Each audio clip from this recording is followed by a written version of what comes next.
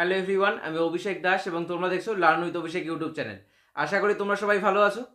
IT admission 2024, তোমরা যারা ভাবছো এই বছর আইটিআইতে ভর্তি হওয়ার কথা, তোমাদের জন্য আইটিআই যে অফিসিয়াল ওয়েবসাইট সেটা কিন্তু লাইভ হয়ে গেছে এবং অনলাইন যে ফর্ম ফিল আপ সেটাও কিন্তু শুরু হয়ে গেছে। ওয়েবসাইটটা ওপেন করার পর দেখো প্রথমেই এখানে ডাউনলোড সেকশনে দেওয়া রয়েছে গাইডলাইন্স, অর্থাৎ অনলাইন অ্যাপ্লিকেশনের তোমরা যে ফর্ম ফিল আপ করবে সেই সংক্রান্ত সম্পূর্ণ গাইডলাইন্সের পিডিএফ এখানে রয়েছে। তারপর এখানে রয়েছে ইনফরমেশন ব্রশিওর, তার পাশাপাশি রয়েছে ফ্রিকোয়েন্টলি আস্কড কোশ্চেন অর্থাৎ এফএকিউ। স্ক্রল করে নিচে আসলে দেখো এখানে রয়েছে ক্যান্ডিডেট সার্ভিস এবং প্রথমেই রয়েছে নিউ ক্যান্ডিডেট রেজিস্ট্রেশন। যখন আমরা ফর্ম ফিল আপ করবো তো সেই ভিডিওতে আমরা সম্পূর্ণ প্রসেসটা দেখবো স্টেপ বাই স্টেপ, যে কীভাবে তোমরা বাড়িতে বসে আইটি অ্যাডমিশন 2024-এর জন্য ফর্ম ফিল আপ করতে পারবে। তবে আজকের ভিডিওতে আমরা সম্পূর্ণ ডিটেলসটা দেখবো, অর্থাৎ ইনফরমেশন ব্রশিওর। আমরা ইনফরমেশন ব্রশিওরটা এখান থেকে ডাউনলোড করব এবং আইটি অ্যাডমিশন সংক্রান্ত সমস্ত গুরুত্বপূর্ণ ডিটেলস যেমন কোয়ালিফিকেশান, অ্যাপ্লিকেশন ফি, তার পাশাপাশি এন্ট্রান্স এক্সাম দিতে হবে কিনা, যারা এবছর নতুন আইটিআইতে ভর্তি হওয়ার জন্য অ্যাপ্লাই করবে বলে ভাবছো, তোমাদের জন্য সম্পূর্ণ ডিটেলসে আমরা ইনফরমেশন ব্রশিওরটা প্রথমে কভার করব আজকের এই ভিডিওতে। প্রথমেই আমরা আলোচনা করব কোয়ালিফিকেশান নিয়ে। তোমরা যারা এবছর নতুন আইটিআইতে ভর্তি হওয়ার কথা ভাবছো, তোমরা হয়তো জানো না যে আইটিআইতে ভর্তি হওয়ার ক্ষেত্রে কিন্তু দুটো গ্রুপ থাকে। একটা হচ্ছে ই গ্রুপ এবং আরেকটা হচ্ছে এম গ্রুপ। অর্থাৎ দুটো গ্রুপের এগেনস্টে তোমরা কিন্তু আইটিআইতে অ্যাডমিশন নিতে পারবে।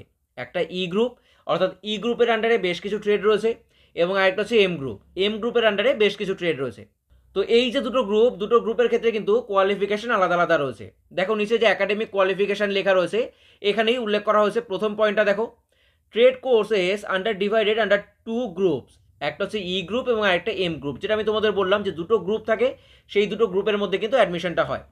Minimum entry qualification for M group trade, M গ্রুপের ট্রেডের জন্য যে মিনিমাম কোয়ালিফিকেশান সেটা কি, passed Madhyamik or equivalent examination from recognised board. অর্থাৎ তোমায় মাধ্যমিক বা সমতুল্য পরীক্ষা পাশ করে থাকতে হবে যদি তুমি এম গ্রুপে ভর্তির জন্য আবেদন করো। অর্থাৎ এম গ্রুপে যে সমস্ত ট্রেড রয়েছে সেই সমস্ত ট্রেডে তুমি যদি ভর্তির জন্য অ্যাপ্লাই করো বা ফর্ম ফিল আপ করো, সেক্ষেত্রে মিনিমাম যে এডুকেশনাল কোয়ালিফিকেশান সেটা কি থাকতে হবে, মাধ্যমিক বা সমতুল্য পরীক্ষা তোমায় কিন্তু পাশ করে থাকতে হবে। পরবর্তী পয়েন্ট দেখো, ফর ই গ্রুপ ট্রেডস, অর্থাৎ তুমি যদি মনে করো ই গ্রুপে অ্যাডমিশন নেবে, সেক্ষেত্রে class 8 pass from recognise school.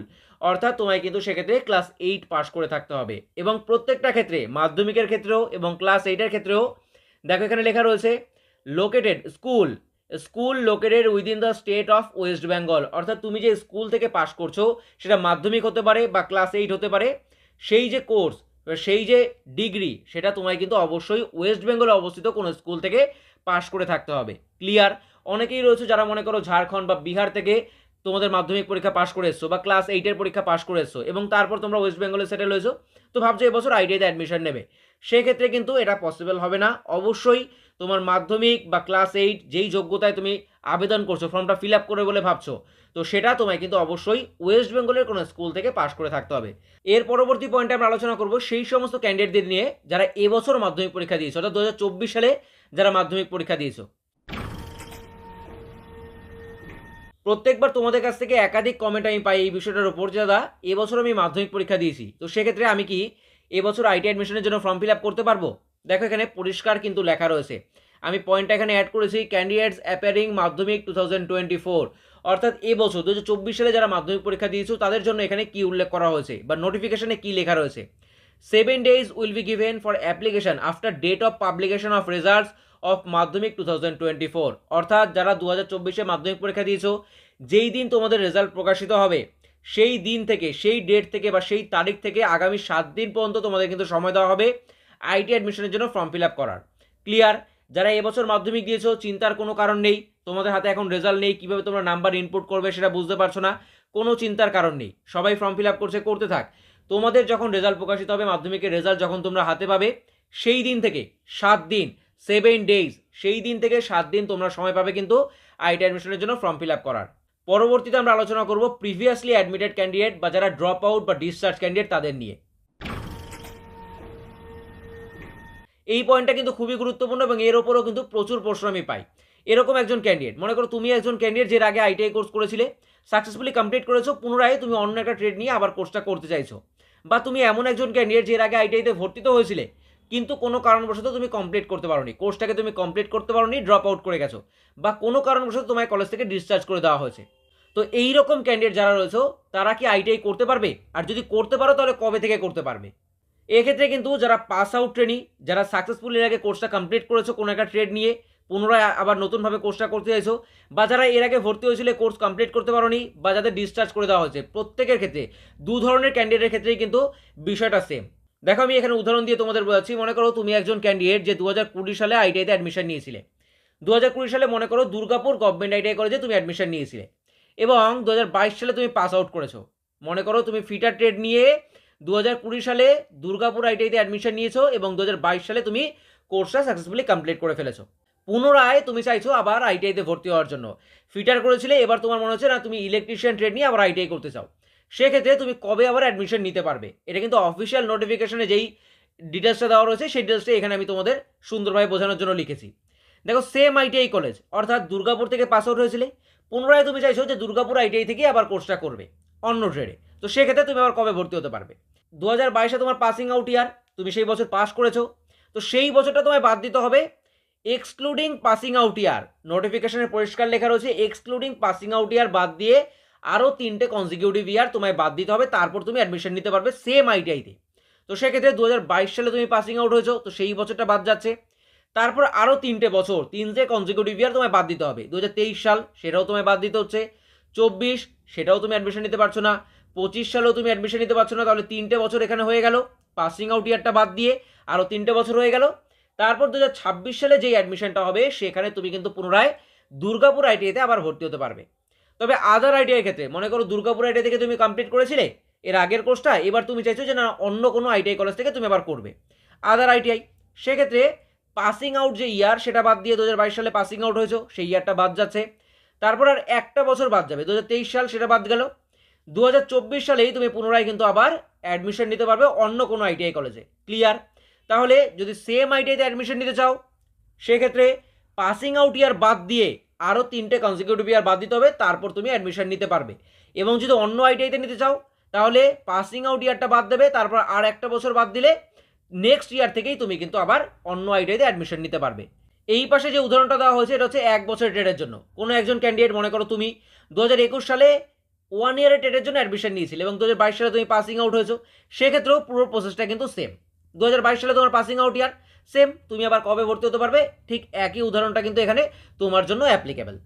এরপর এখানে আরেকটা প্রশ্ন আসে, দাদা আমি 2020 সালে অ্যাডমিশন নিয়েছিলাম, কোনো কারণবশত বা ফ্যামিলিগত সমস্যার কারণে 2020 সালেই আমি ড্রপ আউট করে যাই বা আইটিআই কোর্সটা ছেড়ে দিই, আমি আর কন্টিনিউ করিনি, সেক্ষেত্রে আমার জন্য কি হবে? দেখো সেক্ষেত্রেও কিন্তু পুরো বিষয়টা সেম। 2020 সালে তুমি অ্যাডমিশন নিয়েছিলে, কোনো কারণবশত তুমি কোর্সটা কন্টিনিউ করোনি, তবে তোমার যে পাসিং আউট ইয়ার সেটা কি, তুমি যদি কোর্সটা কন্টিনিউ করতে তাহলে 2022 সালে তুমিও পাস আউট হতে। তারপর থেকে সম্পূর্ণ বিষয়টা কিন্তু সেম। তুমি 2020 সালে অ্যাডমিশন নিয়েছিলে, কোনো কারণবশত তুমি 2020 সালেই ছেড়ে বেরিয়ে গেছো, তবে তোমায় কিন্তু দেখা হবে এই হিসাবেই যে তুমি 2022 সালে পাসিং আউট হতে, তারপর থেকে তুমি আবার এই নিয়ম অনুযায়ী আবার অ্যাডমিশন কিন্তু নিতে পারবে।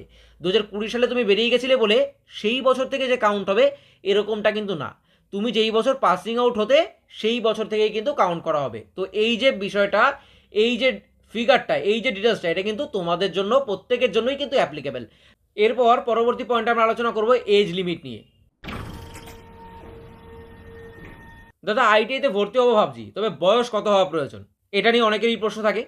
দেখো এখানে পরিষ্কার লেখা রয়েছে applicant should attain at least 14 years of age as on 1 August 2024, অর্থাৎ 1 আগস্ট 2024 এই তারিখ অনুযায়ী তোমার বয়স হতে হবে মিনিমাম 14 বছর, তাহলেই তুমি কিন্তু আইটি অ্যাডমিশনের জন্য ফর্ম ফিল আপ করতে পারবে। এবং যদি আপার এজের কথা বলি তাহলে দেখো এখানে লেখা রয়েছে there is no upper age limit, অর্থাৎ এখানে কিন্তু ফর্ম ফিল আপ করার জন্য বয়সের কোনো ঊর্ধ্বসীমা নেই, অর্থাৎ মিনিমাম 14 বছর বয়স হলেই তুমি কিন্তু ফর্মটা ফিল আপ করতে পারবে। তবে তোমার বয়স যদি 14 থেকে বেশি হয়, 20 হয়, 30 হয়, 40 হয়, কোনো অসুবিধা নেই, মিনিমাম 14 বছর হলেই তুমি কিন্তু ফর্মটা অ্যাপ্লাই করতে পারবে, বয়সের কোনো রকম ঊর্ধ্বসীমা এখানে নেই। এরপর পরবর্তী পয়েন্টে আমরা আলোচনা করব এন্ট্রান্স এক্সাম নিয়ে। দাদা আইটিআইতে ভর্তি হওয়ার জন্য কোনো এন্ট্রান্স এক্সাম কি দিতে হয়, কোনো পরীক্ষা কি দিতে হয়? দেখো এখানে পরবর্তী যে পয়েন্টটা রয়েছে সেই পয়েন্টে কি লেখা রয়েছে merit panel of applicants, merit প্যানেলটা কিভাবে তৈরি হবে, এবং এখানে দুটো গ্রুপের উল্লেখ কিন্তু রয়েছে, এম গ্রুপের জন্য এবং ই গ্রুপের জন্য। প্রথমে আমরা এম গ্রুপটা দেখব। এম গ্রুপের পয়েন্ট এতে দেখো কি লেখা রয়েছে on the basis of marks obtain in মাধ্যমিক অর ইকুইভ্যালেন্ট বোর্ড এক্সামিনেশন। কী হিসাবে হবে?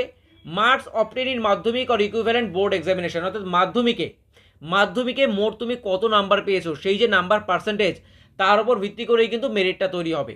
বি নম্বর পয়েন্টে দেখো লেখা রয়েছে no separate entrance test will be held, অর্থাৎ এখানে আলাদাভাবে কোনো কিন্তু এন্ট্রান্স টেস্ট হবে না।